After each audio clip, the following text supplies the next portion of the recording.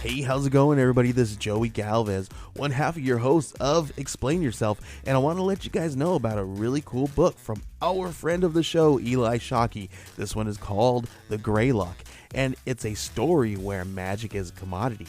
Potions are sold at corner stores.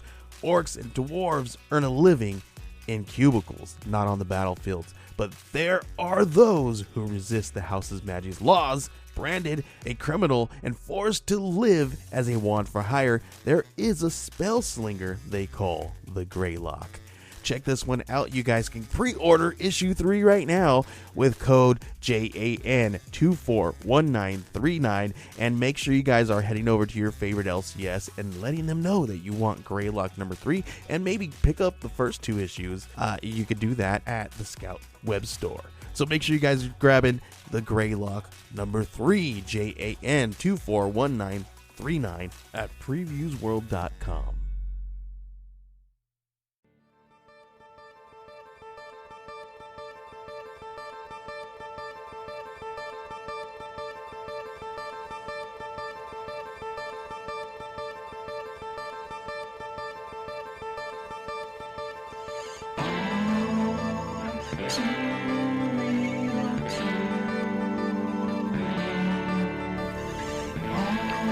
Okay, everybody, welcome to the latest episode of All Too Real 2.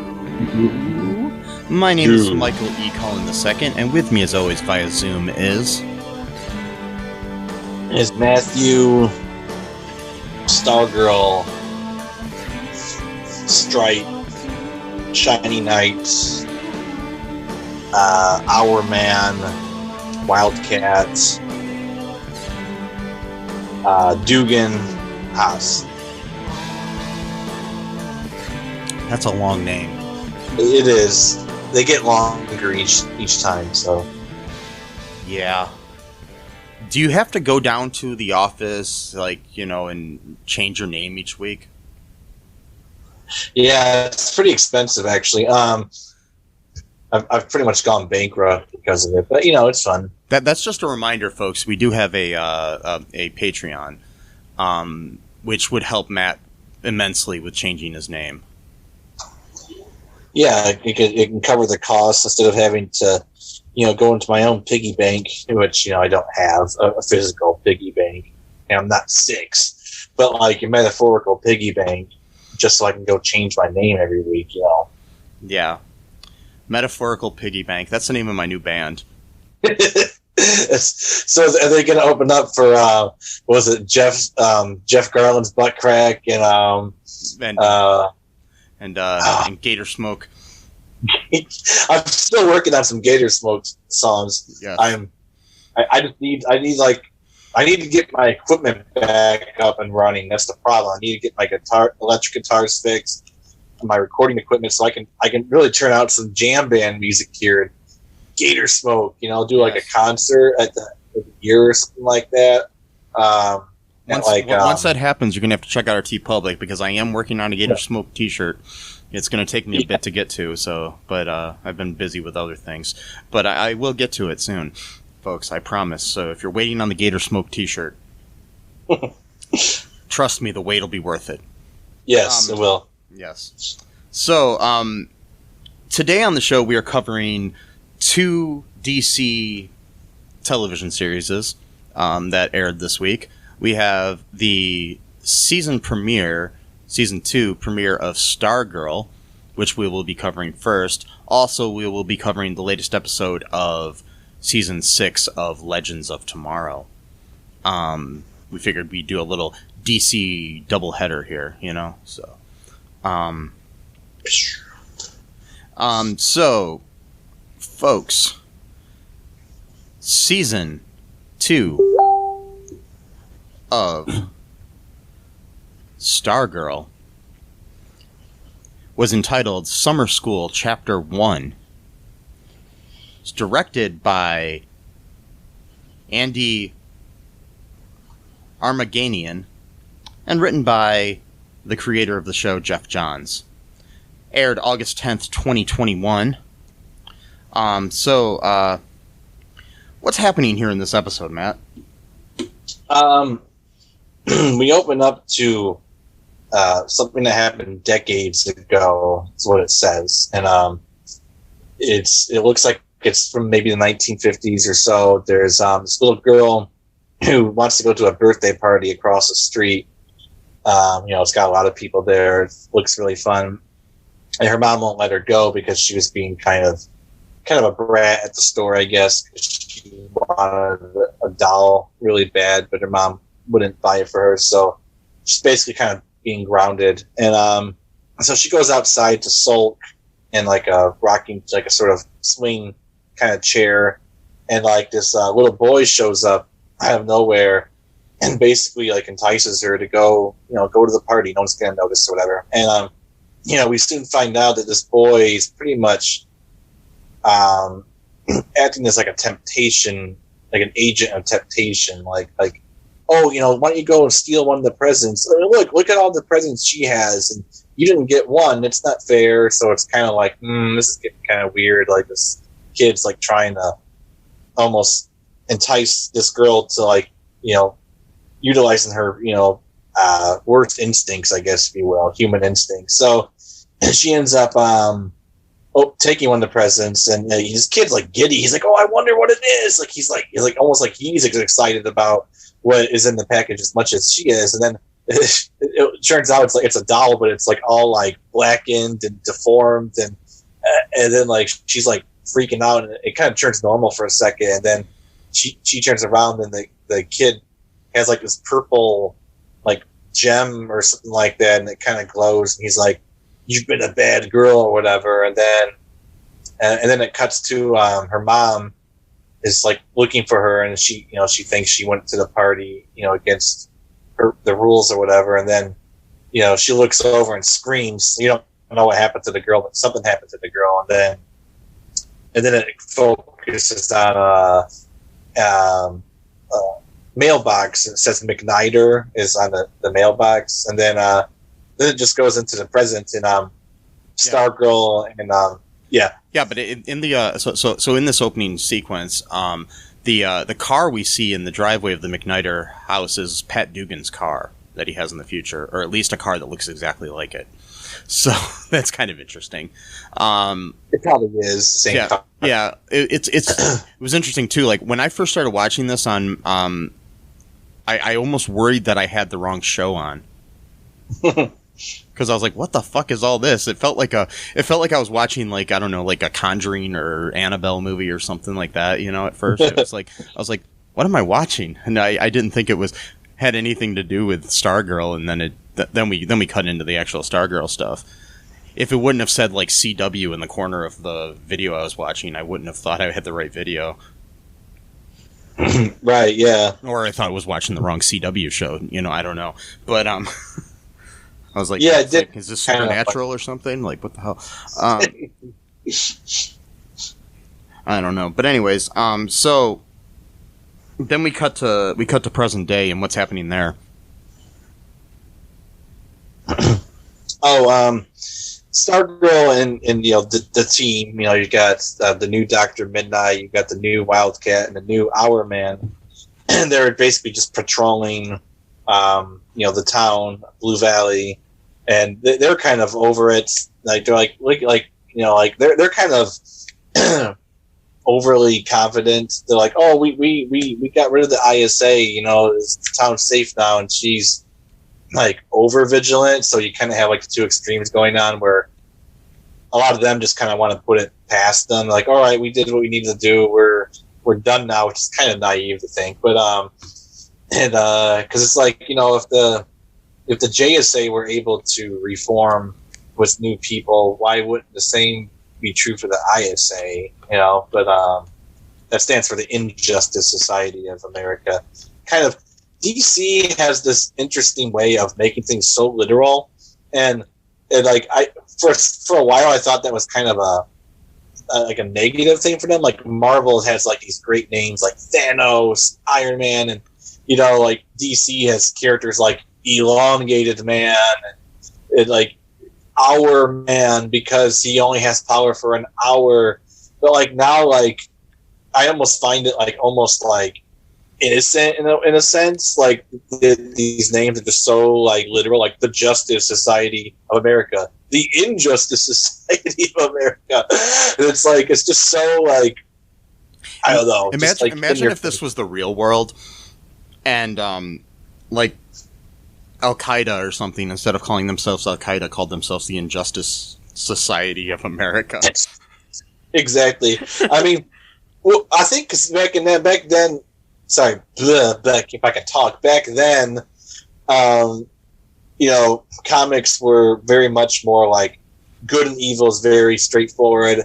I think the show did do a little bit to kind of make it a little bit more current by basically saying, well, they call themselves the Injustice Society of America not because they think that they themselves are evil, but that they're battling injustice. But I don't think that was the original intention for the name back when the comic books were made. Yeah. I think they were meant to say, these are the bad guys, kid. Like, you know what I mean? But like nowadays, that's too simple for most people to get behind. Like, no. So they're like, okay, well, they're called that ironically, type of thing. Yeah, it's kind of funny that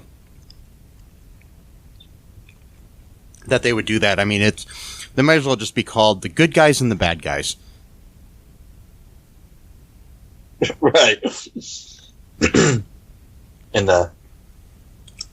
like Icicle, I know he did a lot of bad things, but like I feel like Icicle was like sort of like the main, the sort of like ideological impetus of the organization.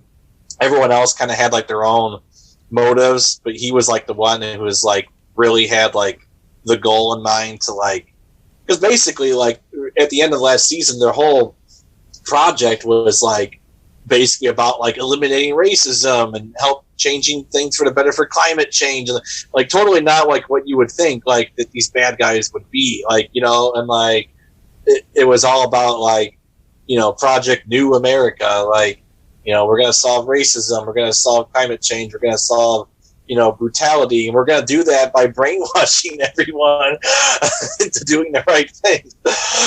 Well, it's kind of like in modern, comic book movies and TV shows. It's kind of like it's almost like an altruistic plan here, where they're not really thinking what they're doing is bad, even though it is bad, but their goal isn't necessarily bad, but their means are. It's kind of like like the story last season on Supergirl was kind of similar. Mm-hmm. And also the the whole Thanos thing, like where it's like, oh, I'm getting rid of half the population, so it'll make the people that are left be happy. So it's kind of right. Well, with Thanos, though, I think he actually is pretty sadistic, because if you think about it, if he has all the Infinity Stones, and he could bend reality to whatever he wants, why couldn't he just then make a universe where there would be no famine? Like, why would he have to kill half of all the creatures? Like, if he could do whatever he wants with it, that's the route he chooses. Like, well, maybe he's just not too creative in his choices, and that's all he could think of. I guess so. You think about it, and plus too, he could even change the bad things he did to get the stones. So he could be like, all right, well, I killed a lot of people to get the stones, but now I'm just going to return all those people as if I never killed them, so everybody's happy. But then that wouldn't be a really good movie. So, Or they could have just had the TVA come in and change everything. But exactly. Oh boy. So anyways, back to Stargirl here. Yeah. So this is like we'd say about 6 months after the events of the last season. Even though it's been like a whole year since the last season ended. in our reality, because of COVID and everything. So yeah. So we've got them, doing their little patrolling at night to make sure that no bad guys are around. And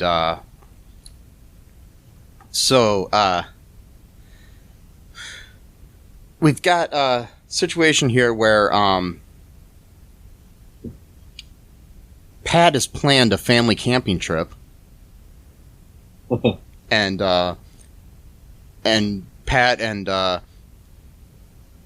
what's the wife's name? I forgot now. Oh, it's Barbara. Barbara really want to go, but the kids both don't want to go because they want to stay and take care of some JSA business and stuff like that, and but their plans are thwarted by the fact that Courtney is assigned to summer school by Harold Sherman, the new high school principal, who took over for Bowen, who's no longer with us. Yeah. So prior to that, though, we did have a situation in the school where Courtney almost beat up a student, Artemis, who is the daughter of, what were those characters' names? It's been so long since I watched it. I'm trying to remember their names. Yeah, it's fine. It's Tigress and Sportsmaster. Yes, she's the daughter of them. So, yeah, she thought she was just simply trying to return a hockey stick to another classmate, but Courtney thought she was being attacked. So, like happens.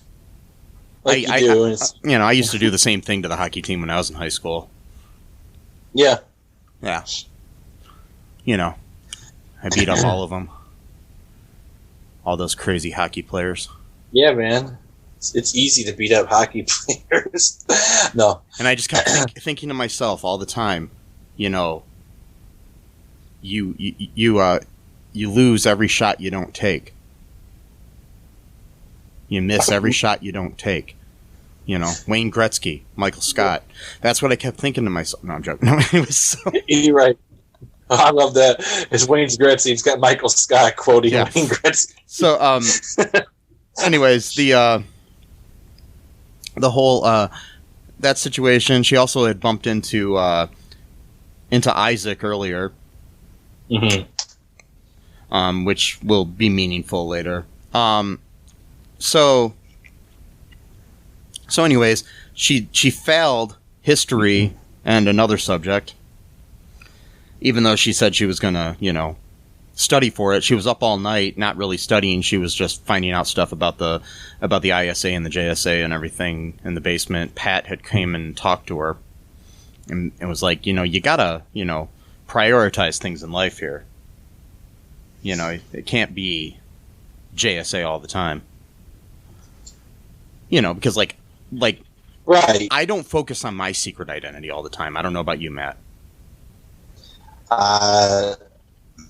No, not all the time. Some of the time, but half the time. Yes. Yeah, he's been having the same conversation with her for like the whole first season. That's been kind of bothering me a little bit. I mean, I understand that like they need to plot, but it's like it just draws on for season after season of like the same lesson being taught over and over and over again. It's like, okay, like time to move on to a different plot or something, because I mean it's literally the same exact conversation. I guess that's like talking to a teenager. So I guess that's Well, I mean, it is. Like I guess pretty accurate. But teenagers, you can tell them the same thing over and over again, and they're not going to listen. So I know I was a teenager, right? At the time. Yeah. Yes. So yeah, me too. So I mean, I was pretty good. I think. I don't think I argued too much, but probably a little bit. But it's interesting though because she's reading the JSA files and she asked Pat about Per Degaton, which is interesting because that was one of the main characters in the first season of Legends of Tomorrow, at least from Earth 1, because I think Stargirl takes place in Earth 2. But and then like she's like, what happened to Per Degaton? And Pat's like, oh, he was banished to an alternate timeline by the Flash. And she's like, okay, whatever that means. I'm starting to wonder though, would that have anything to do with crossed over a little bit, like if if the Flash banished him to not to spoil things, the timeline, not to spoil things, but John Wesley Shipp is making an appearance this season on Stargirl, who is right? Yeah, exactly. Jay Garrick. So yeah, so I'm very much looking forward to that. But anyways, at the end of that scene that happened earlier, we had the Green Lantern started shining. Yeah, that's right. As they went upstairs. So, anyways,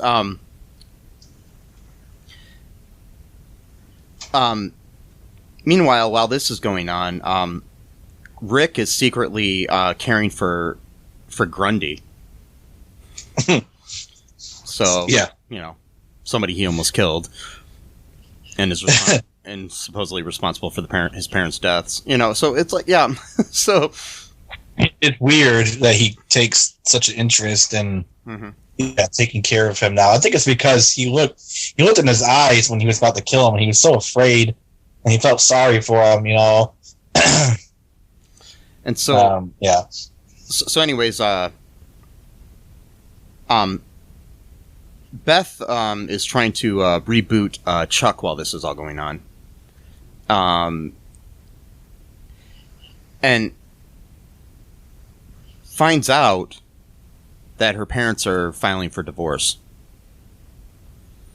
So, there's that. We didn't have much happening in the first season with Beth. Like, when it came to like major drama, she seemed to be in the perfect family and everything seemed to be perfect. But we're finding out now that her parents are going to get divorced. So we do have that. Right. Plus, she's losing her best friend in Chuck. So. Right. Yeah. And at one point, she ends up creating a new, like a fancy romantic dinner for her parents, but they cancel on her and they can't come home for dinner. In a really sad scene where she's sitting there eating by herself, and then she hears Chuck on the old goggles, and Chuck doesn't remember her, and basically says to leave him alone. So. Yeah, so that happened. Then we have Yolanda, who is suffering some post-traumatic stress over killing Brainwave. She at one point goes into a church, just sits in a confessional, and isn't ready to say anything to the priest. She runs out crying, and the priest asks her if she's okay. So we got that going on, and she's just basically dealing with the whole, regret of killing somebody, Mm-hmm. Later on, Courtney talks to her about it and says to her that, what else could you have done? It was either you or him, sort of thing. Mm-hmm. Which is true. She was basically defending herself. But still, a teenager dealing with the fact that she killed a man is kind of creepy, I mean, yeah, she's like, what, 16, maybe 17? Yeah. Yeah. And, I don't know about you, but when I was in high school, not too many girls I knew had killed somebody. Yeah. I mean, if I do remember correctly, he was going to kill her because he accidentally gave himself away, right? Because he made himself look like Henry. Yeah. But then he said something like, I think his turn of phrase was, where are your friends? And that was like, well, that's a weird thing for Henry to say, where are your friends? Yeah. Like, you know what I mean? Like, mm-hmm. So she knew that he was casting like an illusion or whatever, and then slit his throat with the claws. Yeah, it's kind of, I don't know. Anyways, so we got that whole story going on with Yolanda. Then we also have a scene where our good friend Joel McHale, I don't know, I just like to think of him as my friend. I've never met him or anything, but... Yeah, our good friend, yep. Yep. If you're listening to this for any reason, Joel McHale, I'd love to have you on the podcast, because I'm a big fan. But, yes. Yes. So, he, looks like Sylvester, a.k.a. Starman. Don't know if it's really him or not. But he's out there looking for Pat still. He's in Nevada, and asks about Pat from a waitress who is Pat's ex-wife. So that's like the one scene we have there with Starman, or Starman, quote unquote. So time Zeke there's a lot going on in this episode. We had Zeke the tow truck driver who was going to help out Pat at the place when Pat went on vacation, but then the vacation got canceled. They were going to go on a vacation to Yellowstone, by the way, a camping trip to Yellowstone, which they called Jellystone in there a couple times just as a joke, which I think is funny. Which is funny because DC owns Hanna-Barbera. So they have the rights to it. If they wanted to call it Jellystone, they could, I'd love to see a future episode where Yogi Bear just shows up. Anyway, so that would be a really weird episode. But Warner Brothers and DC both Warner Brothers owns DC and Hanna-Barbera, so they could do it if they wanted to. I mean, Scooby-Doo used to hang out with Batman, so why not Yogi Bear with Stargirl? I'm going to petition for that in season 3, okay? If that ends up happening by any means, I don't know what I'll do, man. That'll be weird. I think they'll owe me money. Anyway, so Zeke is like helping out at the body shop. He ends up finding Stripe in the room that he's not supposed to go into. He mistakes it for a robot and suggests some modifications, which he just keeps doing anyways, even though Pat's basically kind of telling him, stay away from that, sort of thing.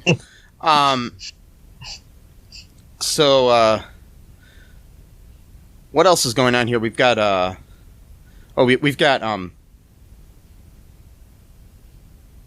we got at the end of the episode, Cindy shows back up and is entering the school in our end scene where she and Eclipso, who I believe is the being that we saw in the first scene, that's my theory on that, begin recruiting for a new ISA called Injustice Unlimited. We have candidates including Artemis, Cameron, and Isaac. And who else, Matt? Mike Dugan, Pat's son. Yes. Which is... I have a theory about that. Okay, so the only way I could see that happening is I hope they don't do this because his friend Jakeem is a really good character in the comic books. So I'm hoping they don't do this, but like what I'm thinking is like the only way that they could get Mike on their side is if Jakeem gets killed or dies, and then they're going to blame it on the JSA. And then he's going to be... Is it Jakeem or Joaquin? It's Jakeem. Okay. How's it spelled? It's J A Keem, I think. Oh, okay, Jakeem. Okay, I thought you. I was just making sure. Okay, cool, gotcha. I think it's Jakeem. Yeah, and I hope not though because that pink pen he's the one that is able to use that. So that pink pen that Courtney took in the first season has to come into play at some point. So I'm hoping that they're not going to kill him because that's the only thing I can think of that would drive Mike bad, basically, to going like on the other side. But who knows? I don't know. But, we'll have to see. I mean, yeah, that's about the only thing I can think of. So do you want to take a break here, Matt, and then we'll come back and we'll talk about Legends, and then we'll do some speculation at the end. Okay, we'll be right back. Yeah.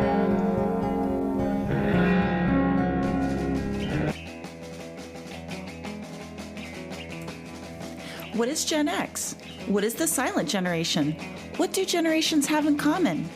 Hi, I'm Trish the Dish from the Gen X Voice podcast, and I invite you to listen to conversations I have with folks from different generations, backgrounds, beliefs, and experiences in an attempt to see what connects rather than divides us.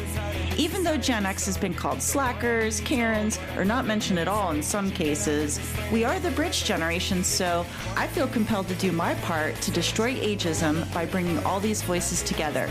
And, as a bonus, each guest gets to answer some 80s questions at the end of each show. So download and listen to Gen X Voice today on Apple, Spotify, Amazon, or wherever you listen to podcasts. And let's see how much we have in common after all. Hi, this is Catherine, host of a new fashion podcast, The Real Fashion School Dropout. Join me as I interview guests every week in the fashion and beauty space, and we gossip on all things fashion and beauty, and even get into some personal stories of their journey in the industry. You can find us on Apple, Spotify, pretty much wherever you get your podcast. Hope to see you there.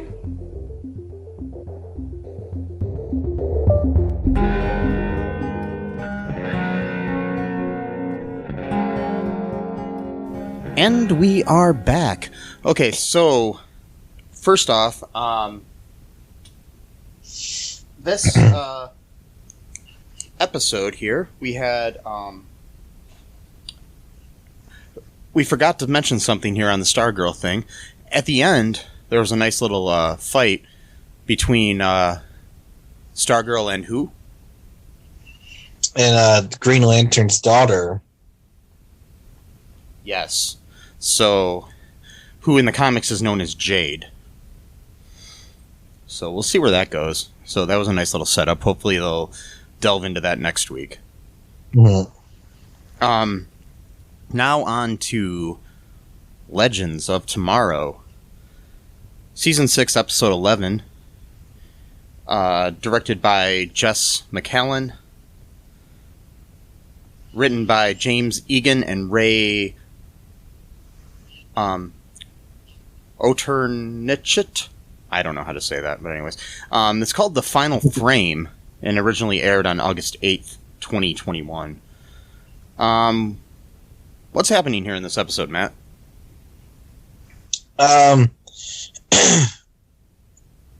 Bayward is trying to make pot brownies, and he's like failing at doing so. I guess he's just weird. I assumed he would already know how to do something like that, but maybe he's like trying to cook up a really special batch or whatever. So he's not doing it. And then John just shows up, and he's basically on like the cocaine equivalent of magic right now, since he started taking that potion that vampire banker, which we established last time that, you know, there's actually like, you know, night bankers, you know, like for vampires, like, you know, you can't go out in the sun. Just go to the vampire banks. They'll serve you. It's fine. And, so she works there at that establishment, I'm guessing. And then he offers a blood. It's right, yeah, blood bank.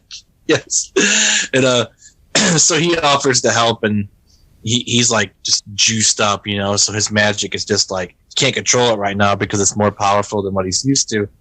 And so Bayrod's like, okay, no thanks, like you might kill me or whatever. And he's like, all right, cool, whatever. And he goes off, whatever, doing his thing. The Sarah, Mick, Spooner, McRory. Sorry, I said right. Rory, Astra. Sorry, excuse me. Was there a fifth person? It was Sarah, Mick, Astra, and Spooner. So it was just the four of them. Okay, yeah, they're like, I'm looking for the final alien pod, I guess, or whatever, or one of the final ones. And then it turns out that there's no alien in there, but they do find like this weird box inside there. It's like glowing, stuff like that, and they all start, you know, fighting over who's gonna solve the puzzle or whatever. And then you know, except for Sarah, and then they end up like unlocking it, and then they all get transported to a bowling alley. Yes, it's called Galaxy Lanes. It's a bowling alley in space. And they were in Kansas City, Kansas, and I thought it was kind of funny because, you know, she says, Sarah says at one point, I don't think we're in Kansas anymore. Which, you know. Yeah. So, when they get there, there's a friendly old man who runs the place. There's a team in there called the Pin Killers. And they are basically a team that is now the champions of the bowling alley. And what they're doing is basically killing whole planets when they beat a team from that planet. And then they capture the so basically Buddy has explained to them that if they lose, they'll be disintegrated. And Earth will like basically no longer exist. And Buddy is the kindly old owner that works in the place. Still trying to figure out this whole, you know, new league rules here. Anyways, while this is going on, Nate and OG Zari are on a date in Alaska with some really annoying with a really annoying couple that they ran into, who are these type of people that, you know, bring everything to the campsite, all the amenities of home, make it kind of pointless to be camping, you know. So it's kind of weird what's going on. Anyway, so and then the girl says rock and roll to everything. Yes, I know, that's, yeah. It was cringy. Anyway, so because nobody responded hoochie coo. Yeah, exactly. If you or I were there, we would just pop out of a tree and go hoochie coo. Yeah, and then we'd be done. It was we get thrown out of the campground because we don't have, you know, we weren't there. We didn't pay to get there. We just showed up, you know. I was at work the other night, and my friend Bill, I said rock and roll, and then he said rock and roll hoochie coo, and I was like, you're awesome, Bill. You're awesome. Yes. So he got it. Yeah. So anyways, so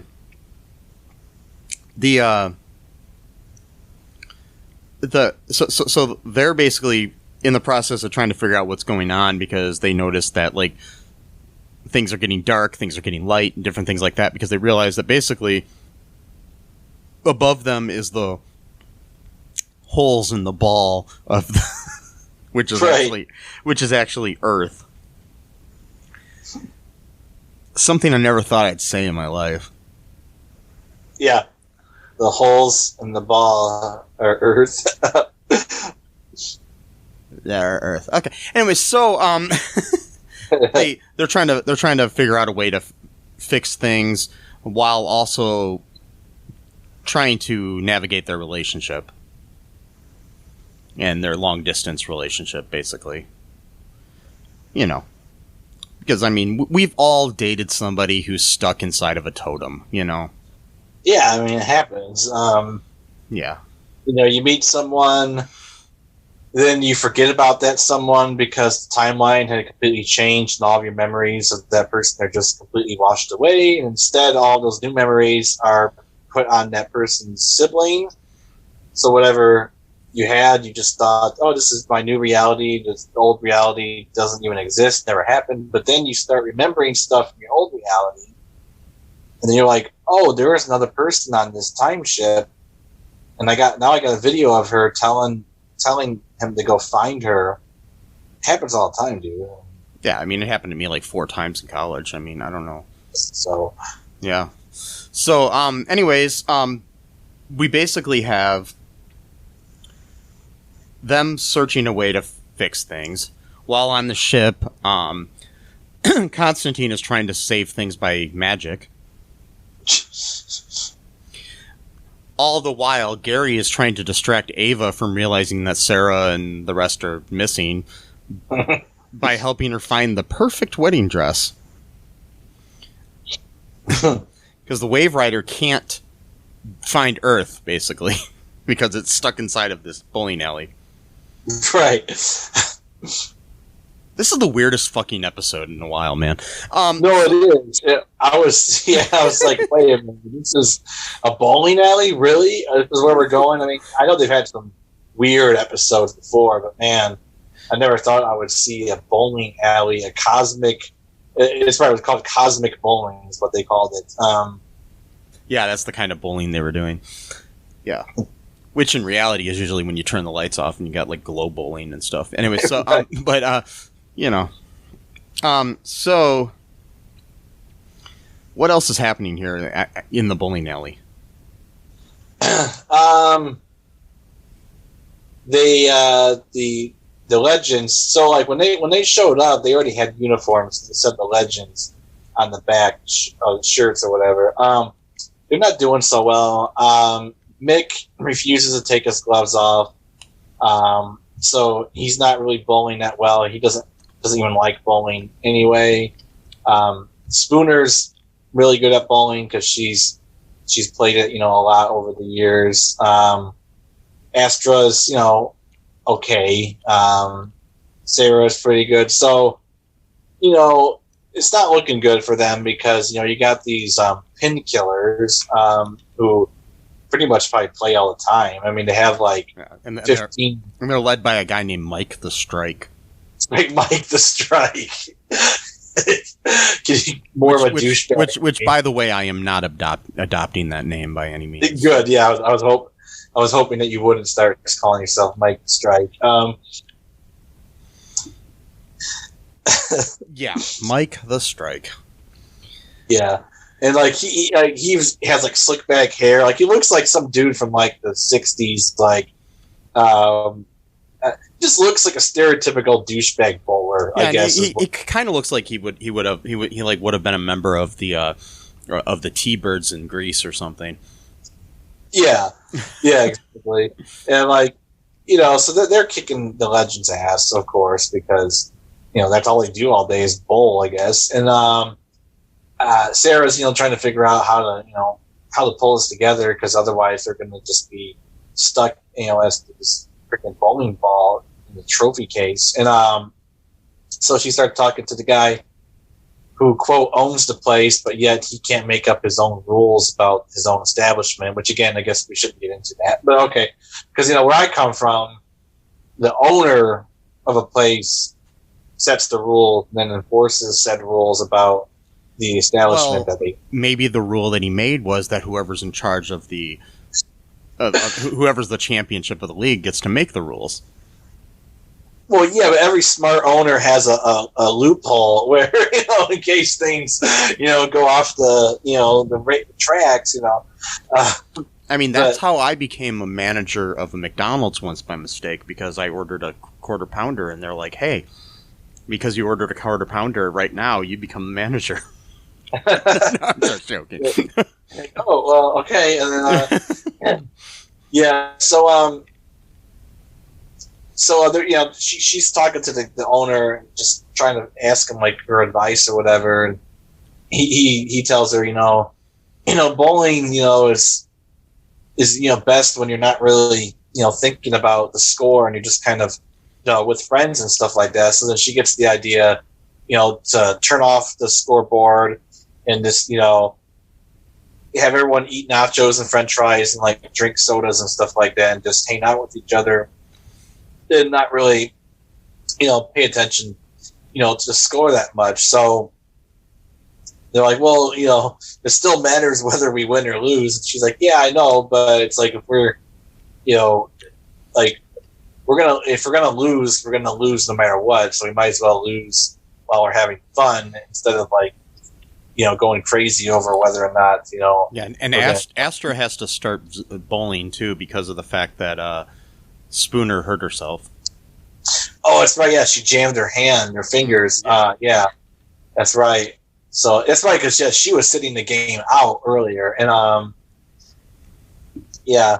So Ava eventually finds out, what's going on because she hears like the time ship rumble. So Gary ends up spilling the beans as he does. Eventually, whenever Ava gives him a stern look, Gary always just ends up completely falling apart. So because Gary's got like a weird quasi crush. I wouldn't even say a crush, almost like a admiration. Like it's more like an idolization sort of thing.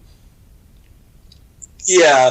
So he always ends up spilling the beans whenever he can't keep holding the secret anymore. And tells her what's going on, that, trying to find a perfect wedding dress was pretty much a ruse just to keep her busy or whatever. And they end up, John ends up, his magic spell sort of works, but it just kind of takes them where they think that, Earth might be close to, and that's when they see the bowling alley just kind of like in the distance from the ship, and they're like, what's this about, whatever. So then like Ava ends up knocking on the door to the bowling alley, and the owner says, that she can't come in because you have to have an invitation, i.e. that stupid box thing, I guess, was the invitation. And but Sarah, explains to her what's going on, that these bowling balls are actually planets, and they have to beat the pin killers in order to salvage the Earth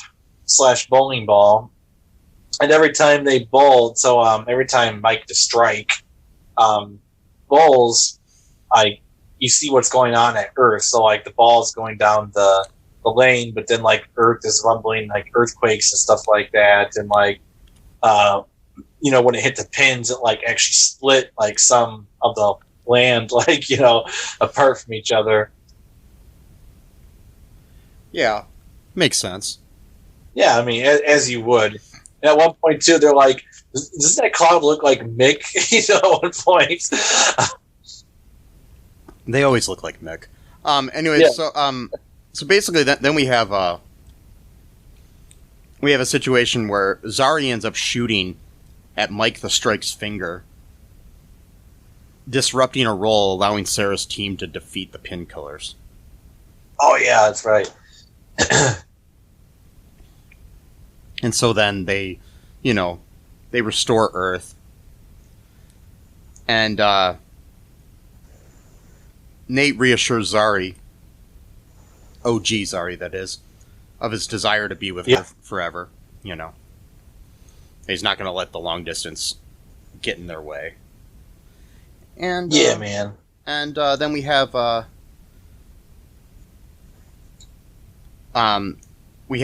of the legends get together at the bowling alley and have a team picture taken. And Buddy notices Constantine, and he worries that his power could be the death of him. Yeah, since he's all about energy, he can sense that John's kind of got some darkness going on, from the juicing, Yep. So that's that episode. Do you want to take a break here, Matt, and then we'll come back and we'll do some speculation for both Stargirl and Legends? Yeah, let's do it. Okay, we'll be right back, folks.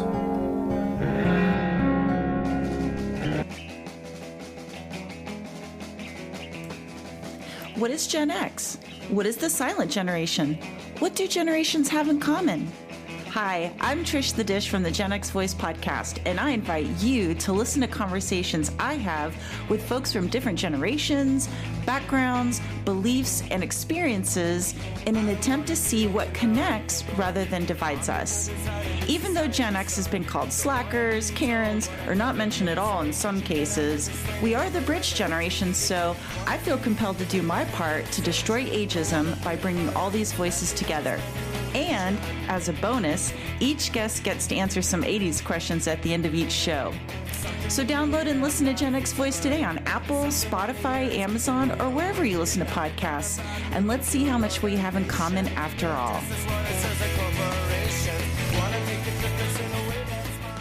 Hi, this is Catherine, host of a new fashion podcast, The Real Fashion School Dropout. Join me as I interview guests every week in the fashion and beauty space, and we gossip on all things fashion and beauty, and even get into some personal stories of their journey in the industry. You can find us on Apple, Spotify, pretty much wherever you get your podcast. Hope to see you there.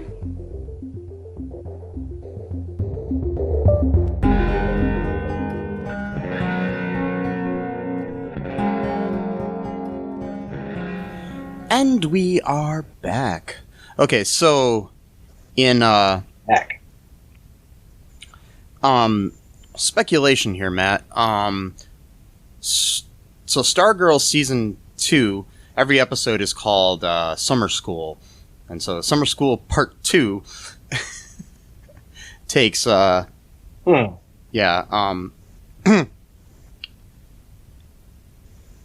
basically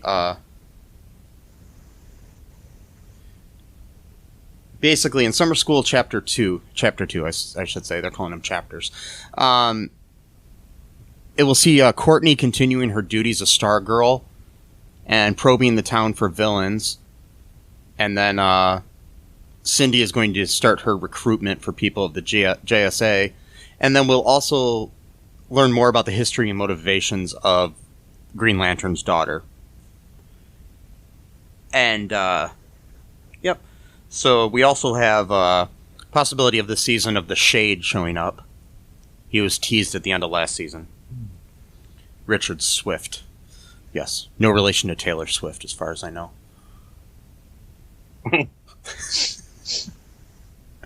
So that's a little bit of what is to come in the second episode. What do you see happening here? My main thing is this: do you think that the guy that Joel McHale is playing is the real Sylvester or a lookalike? I'm not sure. I mean, if it is him, I don't understand why he would try to find Pat, because, I mean, he told them, to take the staff and to find someone who's worthy of it. So my concern is, if it is him, that he's going to think like the staff just belongs to him now because he's Starman, and there's going to be like a power grab between him and Courtney, where the staff chose Courtney and she's the new star wielder. Yeah, it's hard to say where this is going. I mean, it's hard to say if he's going to be a good guy or a bad guy. I'm sensing bad guy myself, just because I know the way the CW shows work. But it's hard to say. Yeah, he kind of does have a sort of calculating, cold aspect to his personality that he wasn't acting like. I mean, granted, we only saw like 5 minutes of him in the first episode, the first season, but he didn't really have like that kind of man on a mission, just like asking questions and he's coming across kind of smarmy, like Joel McHale tends to do sometimes, even though he's totally not that way. But yeah. So I don't know. I'm thinking maybe I mean, one speculation is that he could have been maybe a bad version of that character from a different timeline or something, or like a evil Starman from like Earth 4 or something, or because he could have got stuck there after Crisis, or he could be, maybe he's like a long lost twin that figured out his family secret.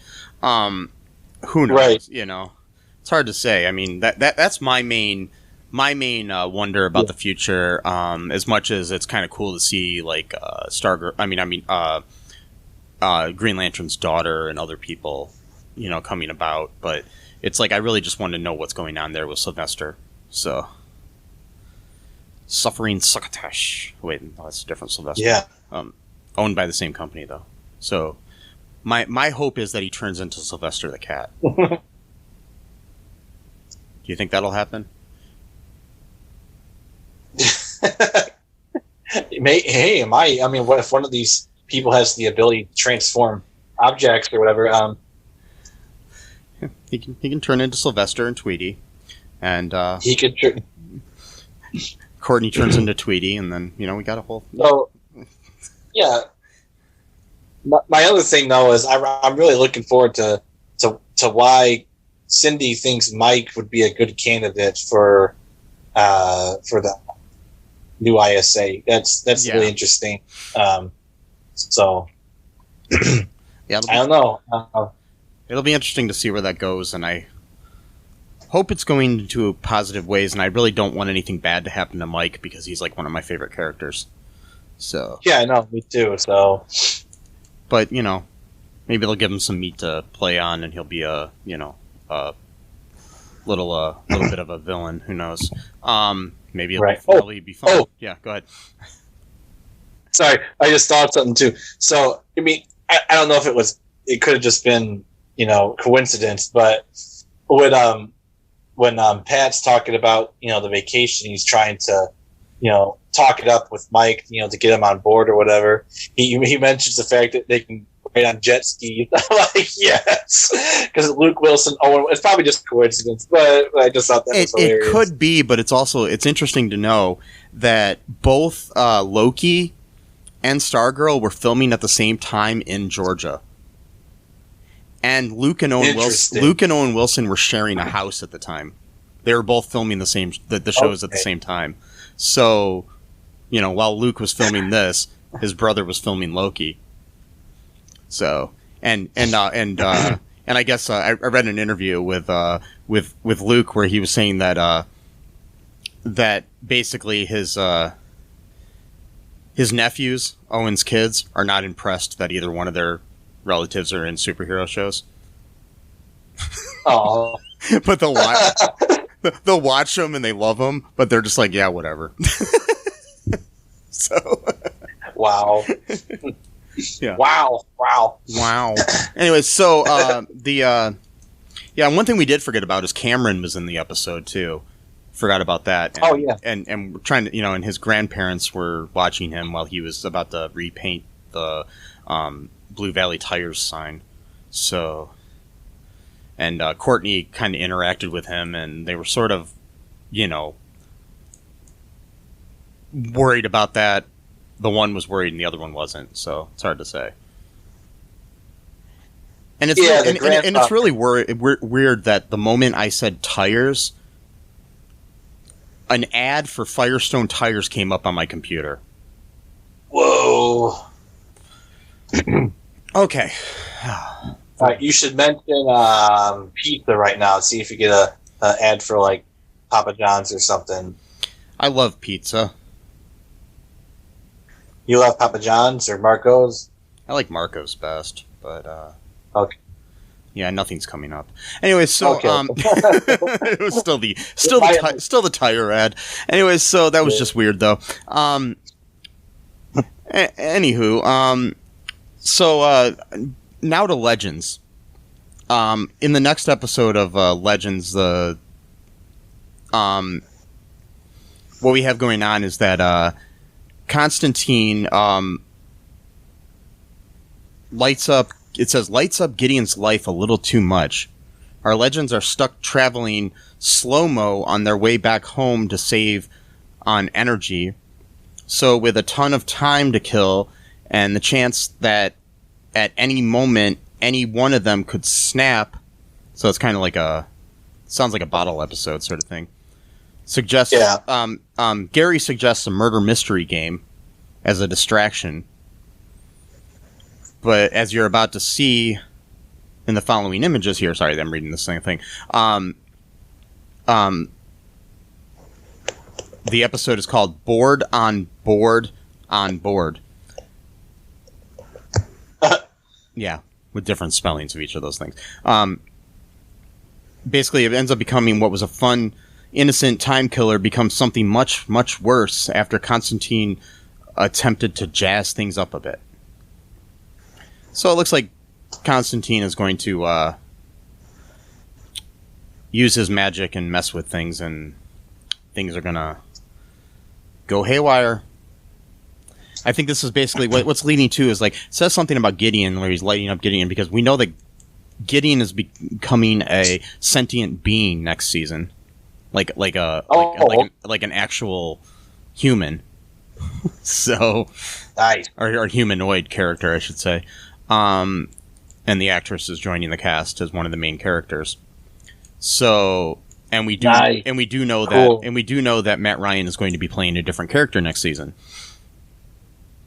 So, we'll see. Right. This seems to be like what's leading to that. So that's my main speculation, is to see how they wrap things up for Constantine,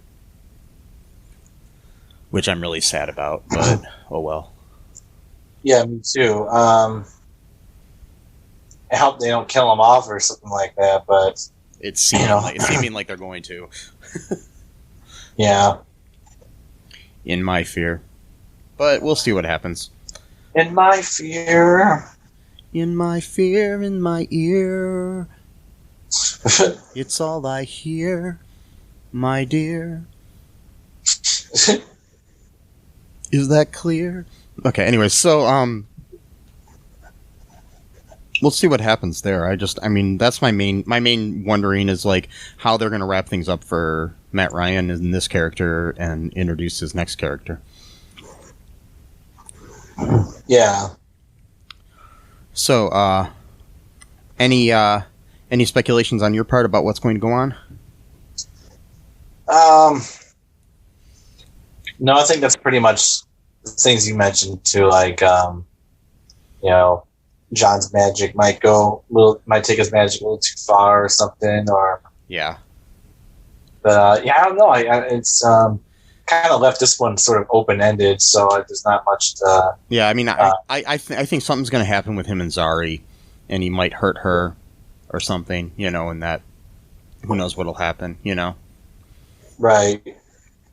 Who knows, maybe they'll get rid of Zari 2.0 and bring Zari 1.0 back. No, I like know. New Zone. I know, I do too, but who knows what they'll do, you know what I mean? As long as they keep her on the show because she's beautiful and I love her as an actress, I'm good. So, Oh yeah, she's really good. I mean, yeah, because she can play two different, completely different personality types. I mean, it's like hard to even like when you have them two, like when you have each character, like you don't even assume that they're the same person. Like, you know what I mean? It's it's hard to say, but I do know that I like her as an actress. Tala Ash is really cool. Okay, anything else here, Matt, before we wrap things up? Yeah, I just wanted to play some little bit sleepy time music for the legends so they can lay down gently and have a nice nap in the time ship. Okay. Right. This is Gary the Alien wrote this song, and I'm playing it on his behalf.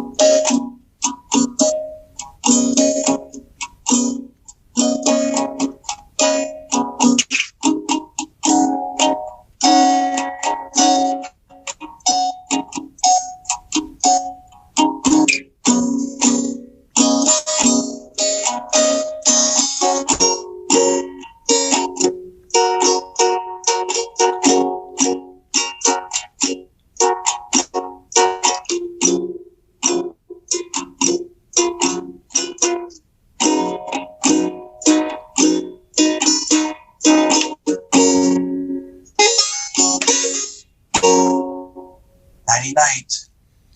Beautiful. Okay, folks. Now be sure to check out our Patreon. Follow us on social media. Do what's best for yourself. Sleep well. Wear a mask. Wear a condom. And bye-bye. Sleep tight. Don't let the bedbugs bite. Thanks for listening to All Too Real 2 podcast, a Cullen Park production. Produced and edited by Michael E. Cullen II. Music by Matthew Hawes. Subscribe and share the show. Visit us at cullenpark.com.